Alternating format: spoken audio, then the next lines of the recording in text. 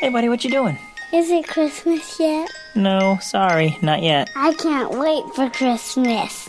Yeah, I can't wait for Christmas either. In fact, let's celebrate now.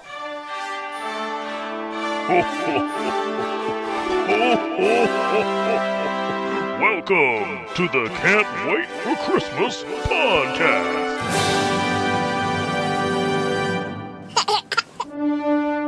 It's December 15th, 2018, and that means there's just 10 days left until Christmas. Today on the show, we're going to examine the avian-filled Christmas song, The 12 Days of Christmas. We'll also use the Force to brighten your Yuletide. We'll reminisce about the best old Christmas TV commercials. I'll give you my hot take on Baby It's Cold Outside, and we'll write our final flick with all the hallmarks of a great Christmas movie.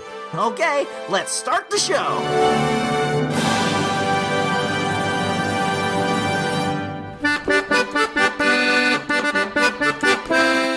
Welcome to the show! I'm Tim Babb, your host, and I'm super excited because Christmas is coming and the goose is getting fat. But we're not here to body shame birds, we're here to celebrate Christmas. Hope you're having a good holiday. Are your lights up? Your tree? Have you gone to any Christmas parties yet? I've been to 2 Christmas parties and a gingerbread house decorating party. I've helped decorate 4 Christmas trees, and I've sent out my Christmas cards. But even that is not enough. I still need a little Christmas, now! We need a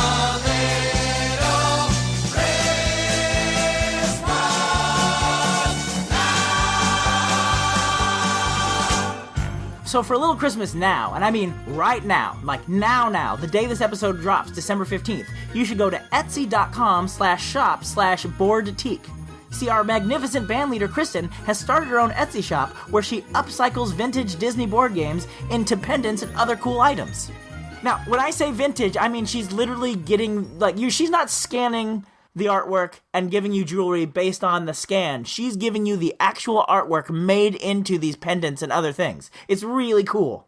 And it's the perfect gift for that Disney lover in your life because it's unique, it's affordable, and it's made by the very same hands that were just playing Jingle Bells on the accordion mere moments ago. The reason I say now, because I think you have to order the day this episode drops, December 15th, in order to get your orders before Christmas. But when I told Kristen I was going to mention her Etsy store on the podcast, she's like, you know what, I'm going to give your listeners a 10% code that they can use for the rest of December. So if you go to Kristen's Etsy shop, which is linked in the show notes at can'twaitforchristmaspod.com, you can use the coupon code CHRISTMASPOD, all one word, at checkout and get 10% off. And that goes now through December 31st.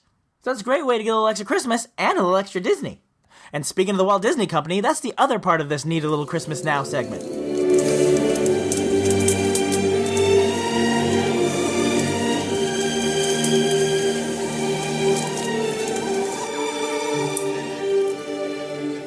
You see, the Disney Company bought the Star Wars franchise a few years back, and recently, they've gotten us used to a new Star Wars movie on Christmas. Last year we had The Last Jedi about now, Rogue One was the year before that, and before that was The Force Awakens. So I've kind of gotten used to Christmas time being Star Wars time. But this year, they burned up our Star Wars in the summertime with Solo. So the Force will not be with us this Christmas. Fortunately, my buddy Steve sent me a link to a perfect YouTube video to add a little Star Wars to your Christmas. Star Wars-related Christmas video sounds interesting. Hey, guy with asthma who sounds suspiciously like Darth Vader. I guess it makes sense that you'd be a big Star Wars fan. Why? Forget it. So what is this YouTube video you're on about? So it's the scene from the end of Return of the Jedi where, spoilers, Luke burns Darth Vader's costume. Not my favorite scene. Fair enough, but this YouTube video has it looped for 5 hours, so it's like you have your own Darth Vader Yule log. What? They even added the crackling fireplace sounds over the top of it. That's actually what we're listening to right now. Why would we want that? Look, it's awesome. No, you're a mean one, Mr. Babb. Well, I suppose it's not for everyone. I guess you'll have to decide for yourself. That pun was more offensive than the burning Darth Vader. Well, it's time to hear a word from our sponsors in today's 5 Golden Things. 5 golden things. Okay, I lied. We don't actually have any sponsors, but there are lots of TV shows out there that do. And come Christmas time, they can come up with some pretty legendary commercials. I posted on our Facebook page the other day asking you guys to share your favorite Christmas commercials, and it got me thinking, why don't I share mine? But before I do, I want to stress that this is not meant to imply endorsing of any of these products. I just like these commercials. Okay? Okay. Here we go. Number 5. Payless. Merry Christmas from Payless. Merry Christmas. Beautiful hair. If you're not from a certain part of America, I imagine that jingle didn't ring any bells for you. But if you're from the western United States and you were around in the 80s, you can't tell me that wasn't a super strong shot of nostalgia. That jingle was from the Payless drugstores. They don't even exist anymore, but when someone says Merry Christmas, I will often think to myself, from Payless. Merry Christmas from Payless. Merry Christmas. Number 4. Hershey's Kisses.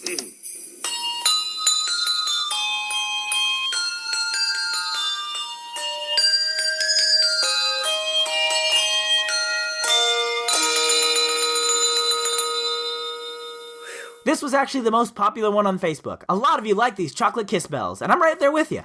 It's a simple ad. The kisses look like bells, so let's arrange them in the shape of a Christmas tree and ring them to the tune of Wish You a Merry Christmas.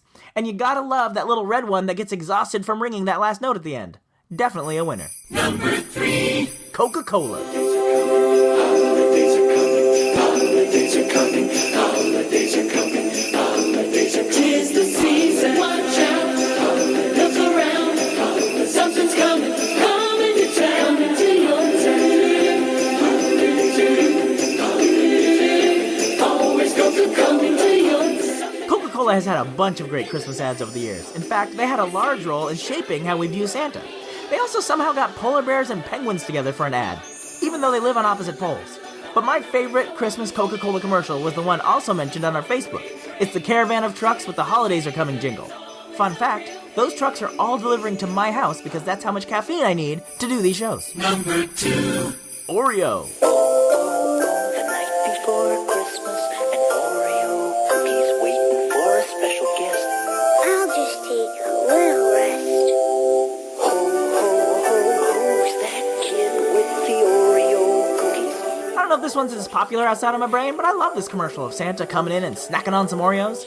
It's such a Christmas touchstone for me that now I just generally associate the old Oreo jingle with Christmas.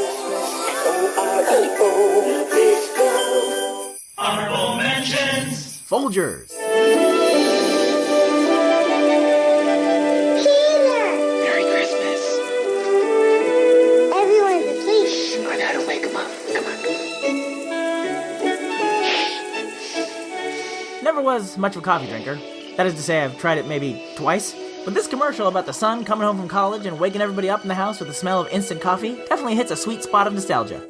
Then there's those Norelco ads where Santa rides a Norelco electric razor like a sled through the snow. Christmas is a time for closeness, and closeness is what Norelco razors are all about. I don't actually ever remember seeing these ads growing up, but they've somehow seeped into my Christmas experience over the years through other people's nostalgia, I guess. They're cute ads, but I don't really get it. Is Santa shaving the snow? Is the ability to sled on a snowbank a good indicator of a great shave? What exactly is happening? Well, I'll ponder that later. Let's move on to... Number 1. Fruity Pebbles. Yummy fruity pebbles in our bowls. Oh, here comes you know who. Yabba dabba fruit, delicious stew. Oh, ho, ho, I'm hungry. Santa, my pebbles, your pebbles. 'Tis the season to be sharing, Fred. Happy holidays, pal. Oh, Fred. Fruity and Cocoa Pebble cereals, part of this nutritious breakfast. Ho, ho, ho, ho, ho. I was so glad someone mentioned this on Facebook because I thought I was the only one who had love for this commercial. See, the Fruity Pebbles mascots were Fred and Barney from the Flintstones, and there was this long-running series of commercials where Barney would try and steal Fred's Fruity Pebbles. Now, it's never really explained why Barney can't just go buy a box of Fruity Pebbles. Like, don't they have the same job? Why can Fred afford it but Barney can't? There are clearly money management issues in the Rubble household. It's also never explained how, if the Flintstones takes place in prehistoric times, how could Christmas be a thing? But I'll just assume there was some time travel shenanigans after the Flintstones met the Jetsons. But in this ad, Santa convinces Fred to share with Barney. I always thought that was cool. Even their marketing gimmick had to give way to the spirit of Christmas. Plus, this version of Deck the Halls will really stick with you. I would say 9 out of 10 times when I hear the song Deck the Halls, I think the Fruity Pebbles theme in my head. So, that's my list. I know I left out a ton. Maybe we'll revisit this again. Don't forget to tell us your favorite Christmas commercials either on Facebook or in the comments at can'twaitforchristmaspod.com. I see we have a bulletin coming in from our North Pole office, which must mean it's time for our next segment, All I Want for Christmas is News. Baby, all I want for Christmas is news. Yeah. Give me that news, baby. Yeah, news. So, this seems to be the big Christmas story this year. As you no doubt have heard, several radio stations have banned the song Baby It's Cold Outside, including KOIT, which is right here in the San Francisco Bay Area. It seems the song's lyrics have not aged well, according to some, and especially in light of the recent Me Too movement, several stations felt it was no longer appropriate to play the song. Now, I was debating whether or not to even talk about this, because it's clearly a divisive topic, but then I heard the oven timer go off. Yep, it's time to serve up some freshly baked, holly jolly hot takes. Watch your fingers, these are some hot takes coming at you. So, I'm sure some of you think I'm going to slam PC culture, and some of you think I'm going to stick it to the patriarchy. Well, in fact, I'm going to do neither. It's almost like this is an issue with many layers that can't be boiled down into something as simplistic as song good or song bad. Look, I'm not going to try and tell you how to feel about this song. Can it be viewed as innocent flirtation between two consenting adults? Yes. Was it written by a man who, intentionally or not, reflected the less than evolved attitudes towards gender roles and consent that society had 70 plus years ago? Yes. Should the song be played on the radio? I don't know. But I do know a couple of things. One, the radio stations didn't ban the song. They just took it out of rotation. It happens all the time. Like, when was the last time you heard I'm blue, da-ba-dee-da-ba-da on the radio? Probably not in a while. But it wasn't banned. Station programmers just concluded that the listeners didn't want to hear it anymore, so it got dropped from the rotation. That's clearly what happened here. They'd heard enough people saying that they didn't like the song to think, oh, maybe we should just drop this from the rotation. Only, when they took I'm Blue, Abba-Dee-Abba-Die out of the rotation, they didn't make a big deal of announcing it. But when they announced the removal of Baby It's Cold Outside, it created such a backlash. People called in, emailed in, they social media'd in. They acted like Baby It's Cold Outside was the cure for death. And that leads me to my next point. Y'all need to calm down. This isn't even a Christmas song. It's just a song about a date that may or may not be ending. It just happens to take place on a cold, snowy day. There's no mention of Jesus, Mary, angels, shepherds, nothing. There's not even Santa, elves, reindeer, snowmen, not even a sleigh bell or a mistletoe. People want to act like Die Hard isn't a Christmas movie, but at least it takes place at Christmas. This song could take place in the middle of February, so stop fighting over this song. This is not the snow-covered hill you want to die on. If the song bothers you, turn it off. If the radio station stopped playing it, download it. But for the love of Blitzen, stop acting like it's so important. This song has gotten way more attention than it deserves because of this controversy. Playing the song isn't going to ruin anyone's life, and a radio station not playing the song isn't going to ruin anyone's Christmas. So let's all agree. This isn't a big deal. Let's drop it and focus on hating a song that deserves it, Christmas Shoes. Besides, there are real Christmas songs out there that deserve to be talked about. And with that, we can cool off these holly jolly hot takes and move on to our feature segment and talk about the 12 Days of Christmas. On the first day of Christmas, my true love gave to me a partridge in a pear tree.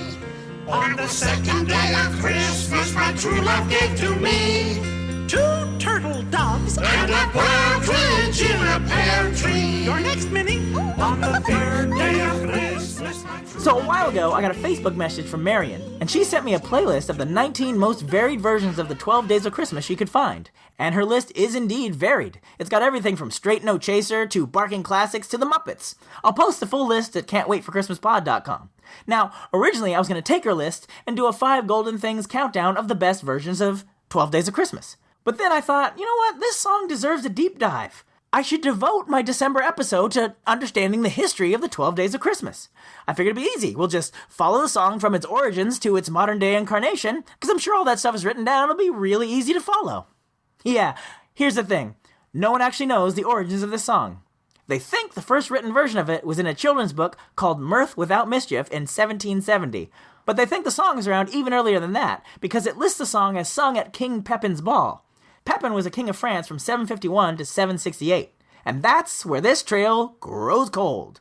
So we know it was probably written in France sometime before 768.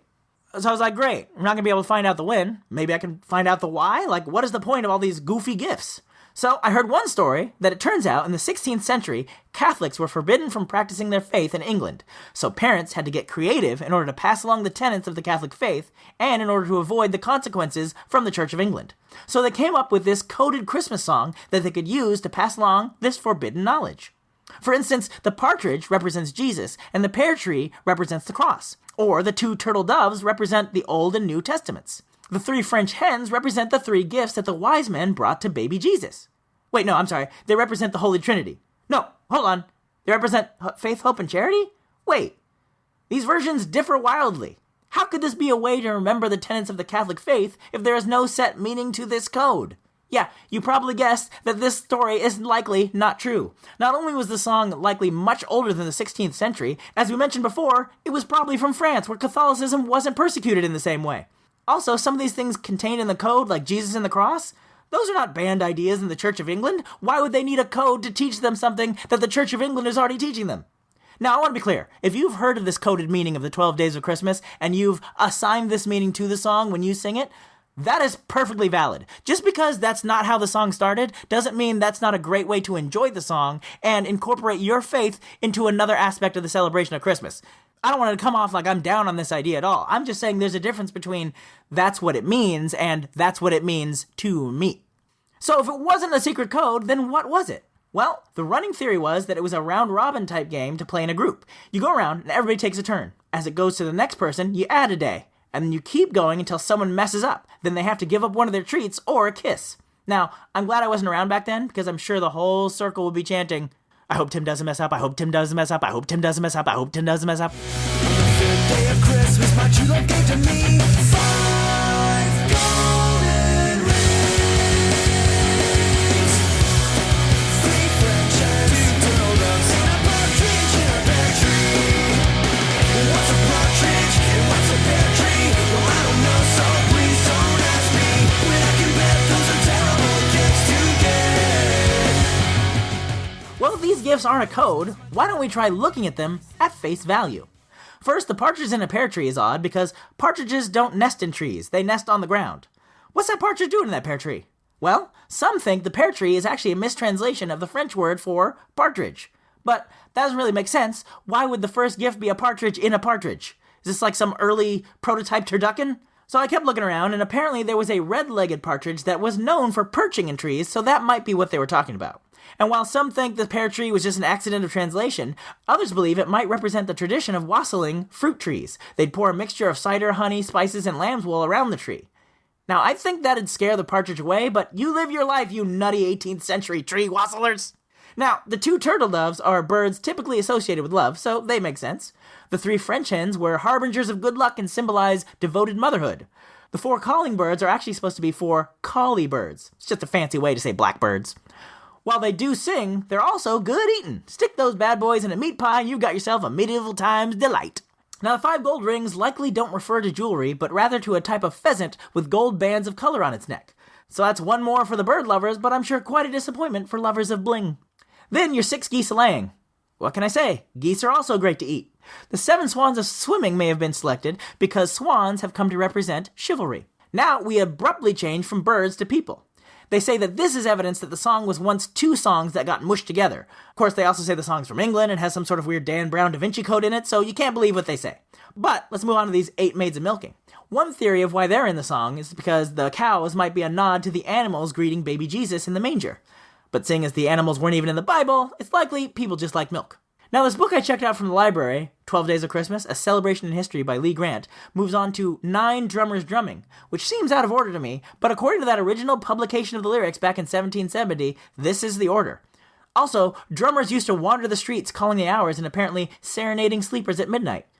What a horrible idea! Don't serenade me at midnight with drums, especially on Christmas! Okay, on the 10th day, we've got 10 pipers piping. In France, bagpipes were used as dance music. Doesn't that seem unfathomable? How are you going to get your groove on to bagpipes?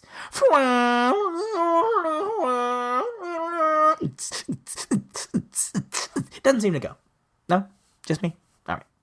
Then we've got 11 ladies dancing, which may be a reference to dancing the earth back to life from the cold winter, which was a pagan tradition. And finally, 12 Lords a Leaping. This likely harkens back to the more boisterous celebrations of Christmas. Maybe. I don't know. On the 12th day of Christmas, my true love gave to me. Do, do, do, do, do, do. Do, do, do, do, do, do. On the 12th day, my true love gave to me 12 drummers drumming like Olympus above the Serengeti. Ba, ba, ba, ba, da, ba, ba. 11 pipers piping, 10 lords a leaping. Ba, ba, ba, ba, da, ba, ba.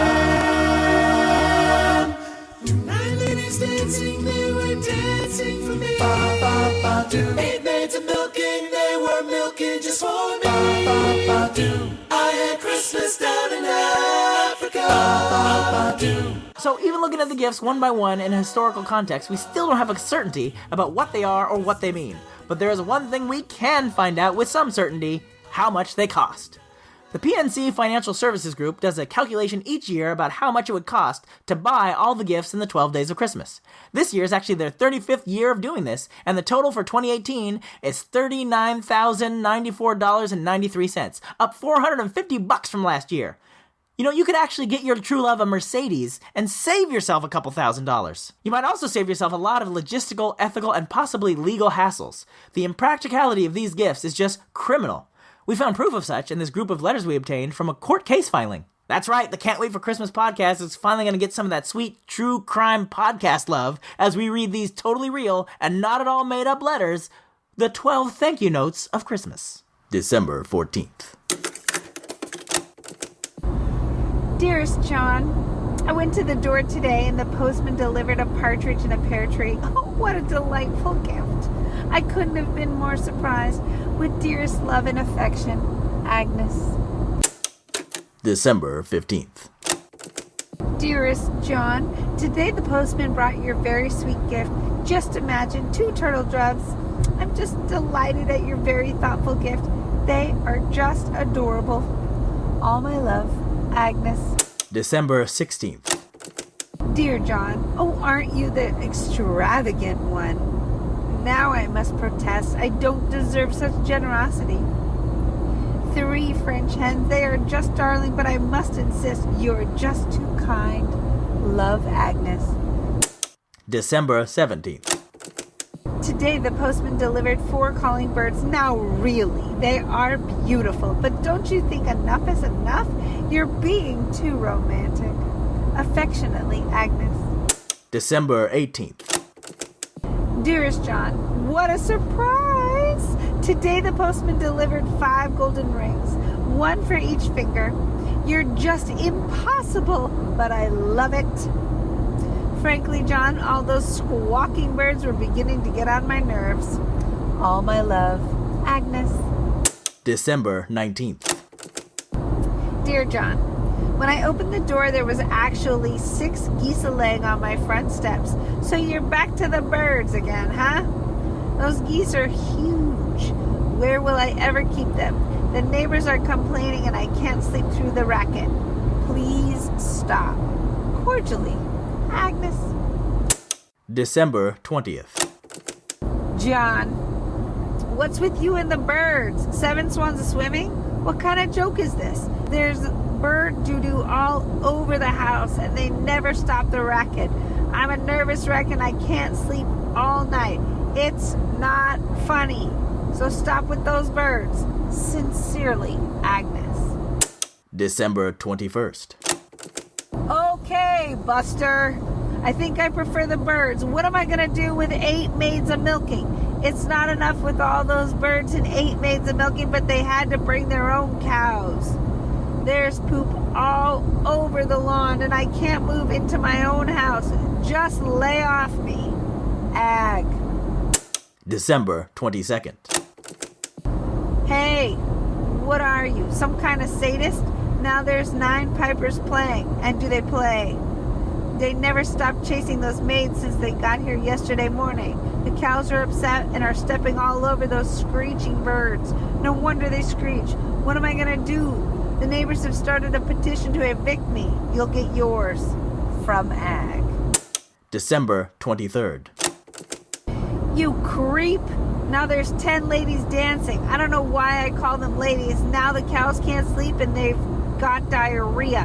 My living room is a river of poop. The commissioner of buildings has subpoenaed me to give cause why the building shouldn't be condemned. I'm sicking the police on you. One who means it. Ag. December 24th. Listen, idiot. What's with the 11 lords a leaping? All 234 of the birds are dead. I hope you're satisfied, you rotten swine. Your sworn enemy, Miss Agnes McAllister. December 25th. From the law offices of Teicher, Speeder, and Beggar. Dear sir, this is to acknowledge your latest gift of 12 fiddlers fiddling, which you have seen fit to inflict upon our client, Miss Agnes McAllister. The destruction, of course, was total. All correspondence should come to our attention. If you should attempt to reach Miss McAllister at Happydale Sanitarium, the attendees have instructions to shoot you on sight. With this letter, please find attached a warrant for your arrest. Merry Christmas. All right, coming clean. That's actually a bit posted at the Hymns and Carols of Christmas website. I'll put a link to that in the show notes of this episode in case you want to share it. It's a good Facebook forward this time of year.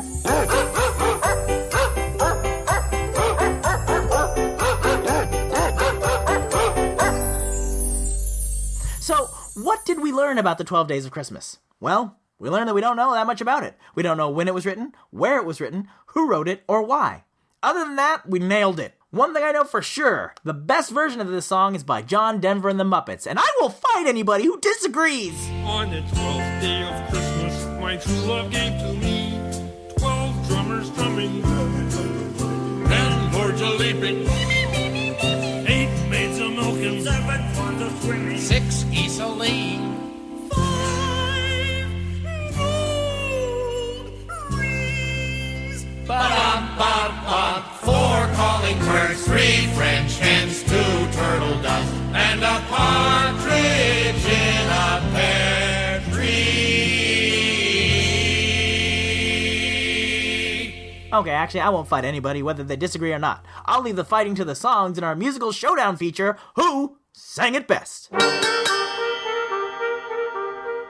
Last time, we set 2 versions of Sleigh Ride against each other and gave you the chance to vote for your favorite. And in the first time in Can't Wait for Christmas history, we have a tie.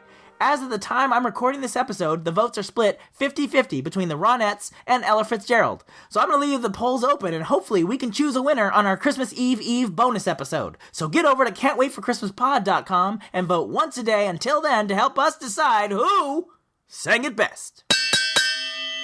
Finally, before we go, it's time for our last attempt to write the perfect TV Christmas flick, one with all the hallmarks of a great Christmas movie. So this has been a fun experiment to have been trying all year. I've been stripping some of the details out of these Hallmark Christmas movies, and you've been helping me add in some new details, which is, I assume, how they write the scripts for these things every year. So I asked you folks to send me a type of business, a Christmas noun, a job, another type of business, a job related to that other kind of business, an adjective, another adjective, a city, and a noun. And thank you to Sean, Steve, Mike, Sean, spelled differently from the other Sean, Blake, Brian, Michelle, Jen, Alexia, Laura, Chad, Justin, Jamie, Amy, Christy, Kelly, Jennifer, different from Jen, Jolly, Mary, Brian, Scott, Christina, Alvin, Leslie, Jenica, Andrew, Matt, and Mandy for writing in on the tweets, the Instagrams, and the Facebookings. And you guys came up with Toy Store, Elf, Snowplow Driver, Dog Spa, Dog Groomer, Frumpy, Sparkly, Port Townsend, and Reindeer Food. And that leads us to our story, An Elf Romance. With Christmas just weeks away, the toy store Mandy works for enters her in a contest in which the teams will design and build a life-sized elf. After the contest, Mandy will likely be getting a promotion and a position in another city. The store teams her up with Alexia, a renowned snowplow driver with whom Mandy instantly locks horns. When Alexia backs out, Mandy stumbles into a local dog spa and meets Blake, a dog groomer and single dad. In an act of desperation, Mandy convinces Blake to partner with her for the contest, arguing that winning would give the dog spa and its grooming styles much-needed exposure. For years, Mandy has been resistant to call anywhere home, for fear it will only be frumpy. But the time she spends with Blake and his daughter, Michelle, in their sparkly home, decorating for Christmas and exploring Port Townsend at Christmas, fills her with a longing for a place to call Reindeer Food. First off, We nailed it. Who doesn't want to see that story? Secondly, I have to say, this is the first time that someone actually submitted a word that was an exact match to the original. I asked for a Christmas noun, and Amy suggested gingerbread. Well, the original title of this movie is The Gingerbread Romance, which will be premiering on Hallmark December 16th, so you can watch it and then decide for yourself if our version would have been better. Spoiler alert. Yes. And that's our show. Time to say goodbye, but don't you cry. I'll be back again someday. Specifically, I'll be back Christmas Eve with our annual bonus episode. In the meantime, don't forget to go to can'twaitforchristmaspod.com to tell us your favorite Christmas commercials, check out the Vader Yule log, vote for your favorite version of Sleigh Ride, and get that link to etsy.com/shop/Boardtique to use that code ChristmasPod to get 10% off Kristen's upcycled vintage board game jewelry. And if you'd like to learn more about the 12 Days of Christmas, you can check out our sister podcast, Christmas Past. You see, the Can't Wait for Christmas podcast is part of the Christmas Podcast Network, a collection of the greatest Christmas podcasts around. And one of them is Christmas Past, a podcast that tells the stories behind your favorite holiday traditions and celebrates Christmas nostalgia. They also just did an episode about the 12 Days of Christmas where they looked more at the linguistics of the song, and they've also done quite a few episodes recently. So you can find more about that show and all the shows on the network at ChristmasPodcastNetwork.com. Alright friends, so I gotta run. Literally, the day this episode drops, I will be running in the Silicon Valley Santa Run. That's right, it's in San Jose and it's a 5K.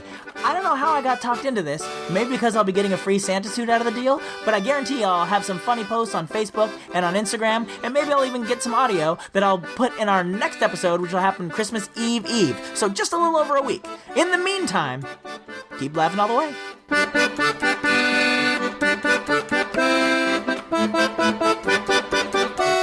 And that was Christmas 1983. Actually, Dad, it's 2018. Oh. Ho, ho, ho. Thank you for listening to the Can't Wait for Christmas podcast. If you like what you hear, please subscribe to us on iTunes, or we're available on Stitcher and Google Play as well. If you'd like to leave a comment on this or any episode, go to our official website at can'twaitforchristmaspod.com. While you're there, you'll find a link to our official Zazzle store, where you can grab customizable t-shirts, ornaments, bumper stickers, and all sorts of other Christmas merchandise all year long. You can also connect with us on our Facebook page, facebook.com/can'twaitforchristmaspod. Or on Twitter, we are @ChristmasPod. Or you could always send us an email directly at christmas@tancast.com. The Can't Wait for Christmas podcast is part of the Tancast Podcast Network.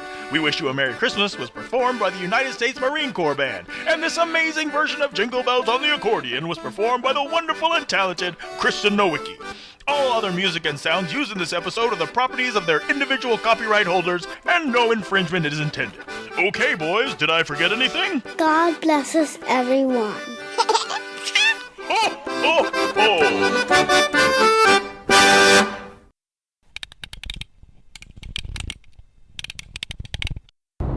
Hey everybody, my wife is recording this on her birthday. Woo woo.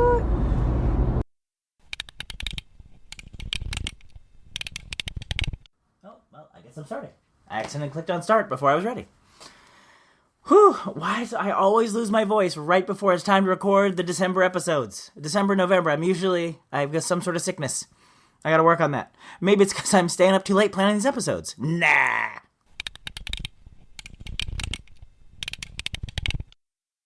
That disclaimer about not endorsing the products in these commercials made more sense when the Budweiser commercial had made my top 5, but when I adjusted things around and it got booted off the list, now it just sounds like, hey, don't eat Fruity Pebbles, which I don't care if you eat Fruity Pebbles. It's not like it's the end of the world. Not the most nutritious thing, but it's not gonna kill you.